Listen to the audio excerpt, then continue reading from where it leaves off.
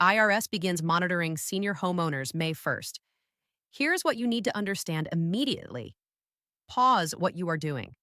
If you are 62 or older and you own a house, the government has just updated the rules. And beginning May 1st, 2026, your financial activity could be reported directly to the IRS. And most seniors have absolutely no awareness this is taking place. We are referring to reverse mortgages, home equity withdrawals, and certain property transactions, actions that millions of senior homeowners carry out every single year. What once stayed unnoticed, the IRS now wants a complete record of it. Here's what is concerning. If you are unprepared, this could lead to an unexpected tax bill, impact your Medicare premiums, or even lower your Social Security benefits, all without a single warning notice showing up at your door first. Now, the positive side, there are completely legal strategies to protect yourself. Seniors who understand these rules early can avoid penalties entirely, but the window is closing quickly. And if you delay until after May 1st, it might already be too late to respond. In this guide, I am going to explain exactly what is changing, who it impacts, what the IRS is now tracking, and the 3 steps you should take immediately to protect your home, your income, and your retirement. Let us begin. The EROS, what is truly changing on May 1st, 2026. For many years, senior homeowners in the United States have benefited from certain financial advantages that most working age Americans simply do not have access to. You have invested into your home for years, sometimes your entire adult life. You have built equity. You have watched that asset increase in value. And for many of you, that home represents your single largest financial resource. It is your nest egg. It is your retirement safety net. And historically, accessing that value through options like reverse mortgages, home equity lines of credit, or property sales has been a relatively private matter between you, your lender, and your real estate attorney. That situation is changing. Beginning May 1st, 2026, specific financial transactions connected to senior homeowners are now required to be reported directly to the Internal Revenue Service. Now, what types of transactions are we discussing? That is the first question people ask, and it is the correct one. The updated reporting rules mainly focus on 3 categories of financial activity. First, reverse mortgage distributions, particularly lump sum payouts, and the ongoing monthly payments that seniors receive when they access their home equity through a home equity conversion mortgage, HECM, which is the most widely used reverse mortgage backed by the federal government. Second, home equity loans and home equity lines of credit, HELOCs, where the borrower is over the age of 62 and the loan amount exceeds a certain threshold.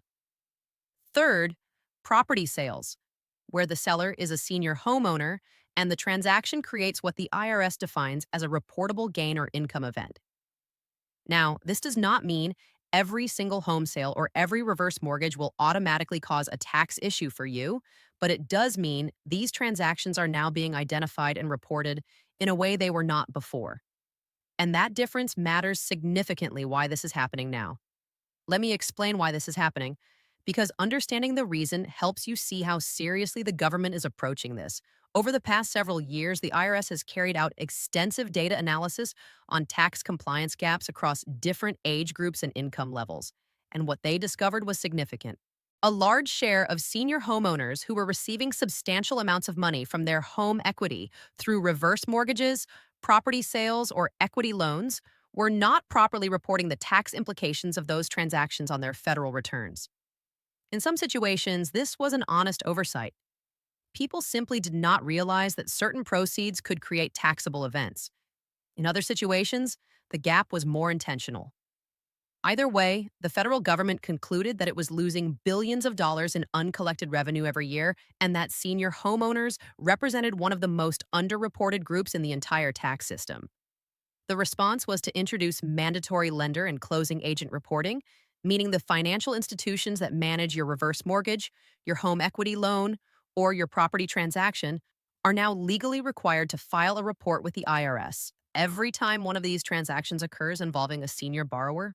In simple terms, the details about your transaction that once remained between you and your lender are now being sent directly to the federal government. This is a major change, and here is why. Part 2 continues directly from where we left off, keeping the same tone and flow. Now, I want to go a little deeper into something most people don't think about until it's too late, and that is timing. Because in situations like this, timing is not just important, it is everything. A lot of seniors make the mistake of waiting until something goes wrong before they take action. They assume that if the IRS has an issue, they will get a letter first, or a warning, or at least some kind of notice that gives them time to fix it. But with modern reporting systems, that is no longer how things work. By the time you hear about a problem, the data has already been shared, analyzed, and flagged in the background. That means your best protection is not reacting quickly, it is preparing early. Let's talk about what that preparation actually looks like in real life. First, you need to understand your full financial footprint as a homeowner. That means not just your mortgage or your property value, but everything connected to your home financially. Any borrowing against it, any sale history, any major withdrawals, any tax documents tied to it. Most people never put all of this in one place, which is exactly why problems happen later. When information is scattered, it becomes easy for mistakes to slip through. And when the IRS already has their version of your financial story, even small inconsistencies can become big issues. Now, let's talk about something else that is quietly becoming more important under these reporting changes, and that is record keeping. I know it does not sound exciting, but record keeping is now one of the most powerful financial protections you have. If you ever sell your home, refinance it, take a loan against it, or restructure your equity in any way, every document matters. Receipts, closing statements, contractor invoices, bank transfers. Even older paperwork that seems unimportant today can directly affect how much tax you owe years later. And here's the key point most people miss. It is not just about having documents. It is about being able to prove your financial story clearly if you are ever questioned. Because once the IRS has a report from a lender or a financial institution, they are no longer guessing. They are comparing your return to third-party data. That is a very different situation than what seniors dealt with in the past. Now, let's shift to something practical you can do immediately. If you are a homeowner over 62, take 30 minutes this week and do a simple audit. Ask yourself 3 questions. Have I ever borrowed against my home? Have I ever sold a property in the last 20 years? Have I made significant improvements that increased my home's value? If the answer to any of these is yes, you already have a financial profile that may be affected by these new reporting rules. And that does not mean something is wrong. It simply means you need to be organized and aware. Now, I want to address a concern that many people quietly have but rarely say out loud, and that is fear.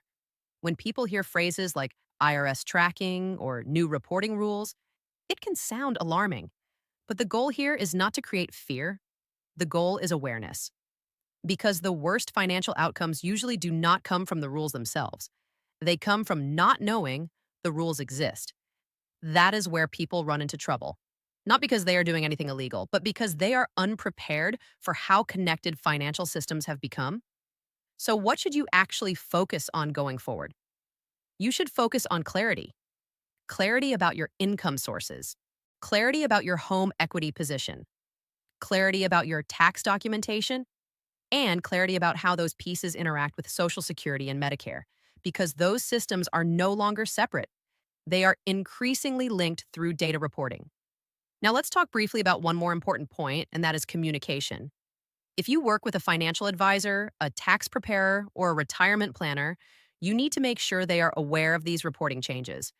Do not assume they are automatically up to date. Financial regulations change frequently, and not every professional tracks every update in real time. Ask direct questions, bring up the new reporting requirements, and ask how your current strategy fits into this updated system. A good advisor will not be surprised by these questions. In fact, they should welcome them because it means you are actively engaged in protecting your financial future. Finally, I want to leave you with a simple way to think about all of this. Your home is not just a place to live. For most seniors, it is a financial instrument. It can support you in retirement, it can provide liquidity, it can affect your taxes, and it can influence your benefits. But like any financial instrument, it needs to be managed carefully. The more organized you are, the more control you have, and the less likely you are to face unexpected surprises. So, as these new reporting systems begin to take effect, do not panic. Prepare, get your documents in order, understand your situation, and make informed decisions before you act. Because once you have clarity, you are no longer reacting to the system, you are working with it. And that is the position you want to be in. If you found this helpful, make sure you stay updated because these rules continue to evolve, and staying informed is the strongest protection you can have.